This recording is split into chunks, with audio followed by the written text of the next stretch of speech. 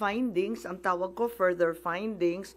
Subalit naglabas na ako nung nasa Cebu nung Sunday, pero super tsaka ng sound, walang marinig at hindi magkaintindihan. So ipapaliwanag ko, once again, I would like to announce that the Committee on Foreign Relations has further findings following up on the preliminary findings initially issued several weeks ago. Matapos ang tatlong hearing, tatlo na naman ang aming findings at natuklasan. Unang-una, ang pag-aresto at pagsuko kay dating Pangulong Rodrigo Duterte sa ICC ay klarong may motibong politikal. May malinaw na pattern na kung saan may malalaking kaganapang pampolitika bago ang mahahalagang pahayag at aksyon ng administrasyon kaugnay sa ICC. Makaraang magsimulang magpahayag si PRRD ng mga batikos laban sa People's Initiative o sa pagpapalit ng ating saligang batas. Sumagot ang ating Pangulo na ang Pilipinas ay isang open country at kikilos lamang ang gobyerno kung may illegal na gagawin ng ICC. Ngunit matapos dumalo si dating Pangulo sa pagdinig ng Quadcom noong 11 November 2024, sumagot ang ating Executive Secretary na maaring makipagtulungan ang mga lokal na otoridad sa Interpol kung hihingi ng tulong ang ICC. Biglang nagbago ang tunog ng gobyerno.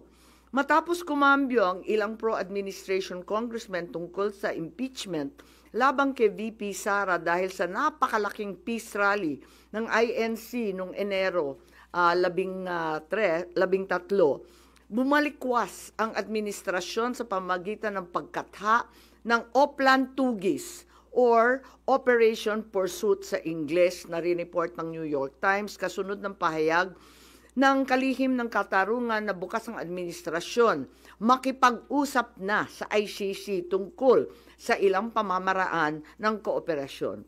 Maliwanag ang pag-aresto kay dating Pangulo ay bahagi ng malawakang pagsisikap ng gobyerno na pabagsakin ang mga Duterte bago mag-2028 election pa. Ang unang malinaw na pagtangka upang pabagsakin ay sa pamamagitan ng PI na magsilbing panimula sa pagbabago ng probisyon ng ating konstitusyon para hadlangan makabalik sa 2028. Nang mabigo ito, nagmadali na siraan ang pangalan ng mag-ama. Noong Mayo 2024, sinimulan na ng Kongreso sa Committee ng Human Rights ang pagsisiyasa tungkol sa EJK, pinalawak noong Agosto 2024 at doon na nagmula ang pagbuo ng Quadcom. Dumating sa bansa ang mga kinatawan ng ICC noong October 2024. At sa tulong ng gobyerno, nakalap nila ang mga dokumentong kailangan para makakuha ng warrant of arrest. Samantalang nagsagawa ng sarili nitong investigasyon, ang DOJ naman hinggil sa EJK noong ika-4 ng Nobyembro sa pamamagitan ng kanilang Memo 778.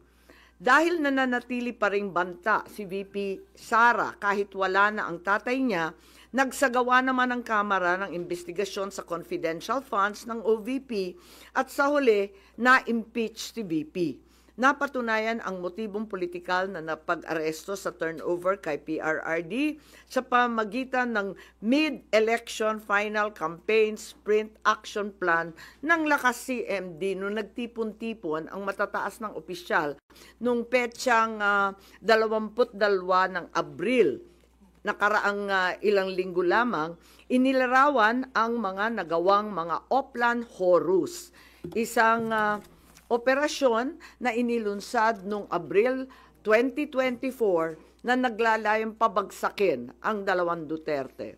Sa bahagi ng action plan, How to Attack, tinukoy ng ilang ahensya ng gobyerno, kabilang ang PNP, Kamara ng Kinatawan, sa nakipagtulungan ng dating Senador Antonio Trillanes upang tulungan ng ICC prosecutor makakuha ng warrant sa pag-aresto ng dating Pangulo. Binanggit din na nakuha ang kinakailangan boto para sa impeachment ni VP sa pamamagitan ng paggamit ng tinatawag na soft projects katulad ng AIX, AKAP at TUPAD.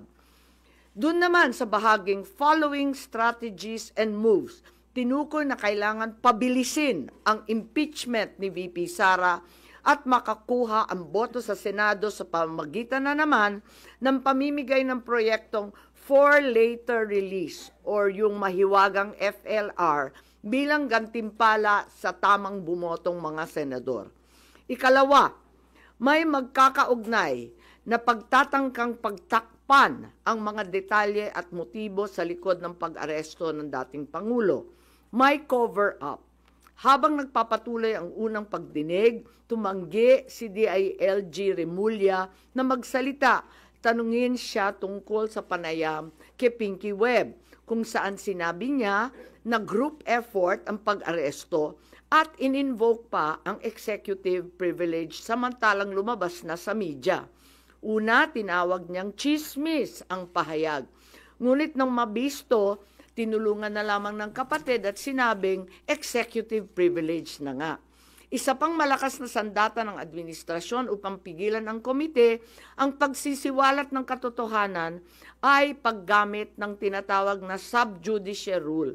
Halimbawa, nung mahuli si General Torre na nagbibigay ng maling pahayag tungkol sa pagmamadaling ilipat si PRRD sa Hague dahil daw sa Article 125 ng Revised Penal Code, ngunit nung ipunto na yung Revised Penal Code, Article 125, ay para lamang sa warrantless arrest, bigla niyang ginamit ang sub judice na naman.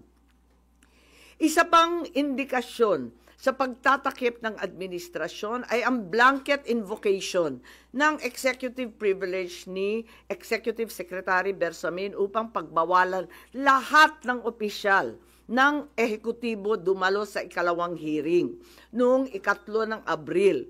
Mas lumala pa ito nang sa hindi pangkaraniwang hakbang, tumanggi ang ating Senate President, pumirma ng mga sabpina noong araw na yon.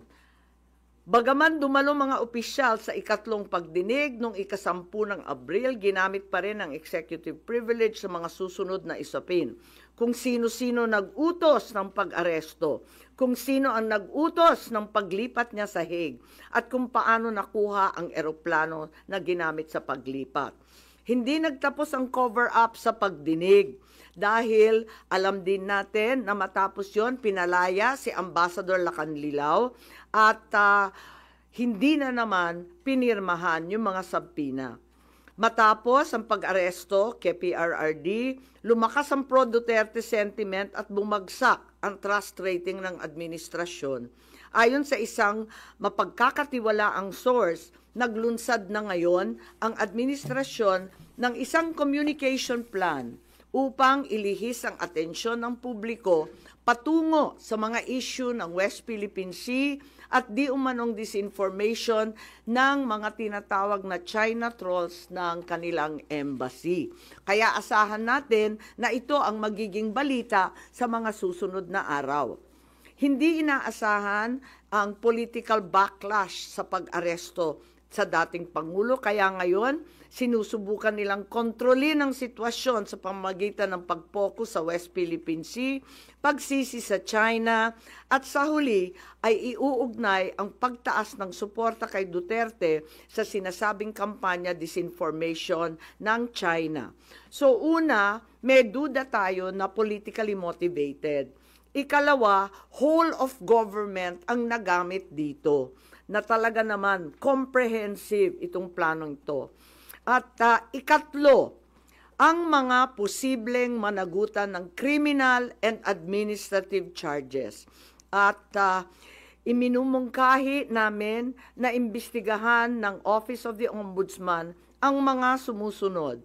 Una, si DOJ Secretary Remulla Boying maaring managot sa violation of RA 3019, Anti-Graft and Corrupt Practices for Sanctioning an Invalid Administrative Arrest against the former president in contravention of the ruling of the Supreme Court in the 2023 case of Immigration versus Juan Wenle.